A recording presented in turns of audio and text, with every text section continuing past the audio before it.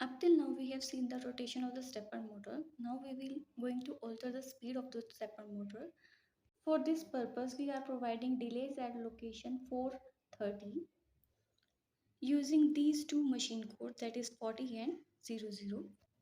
I have already inserted the program with the code 40. Now you can see the stepwise motion of the stepper motor.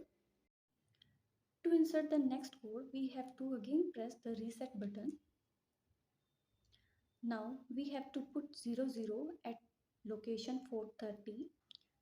Here you can see that I am going to replace 40 with 00 now.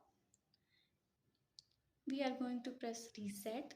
Now you can see the stepwise motion of the stepper motor. Here you can see the motion of the stepper is slow down. To show the normal motion of the stepper motor, now we are going to replace 00 with 01 in the kit. For that we are going to reset the kit. Then at address 430, we are going to replace 00 with 01. You can see here. Then go. Here you can see the motion of the stepper motor in the forward direction. This is the forward direction. Now we are going to see the reverse motion of the stepper motor here. This is for the reverse.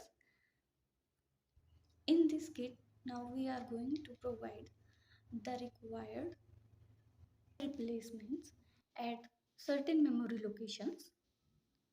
Here you can see I'm going to change F6 to F5 and again in the next F5 to F6, okay, and so on.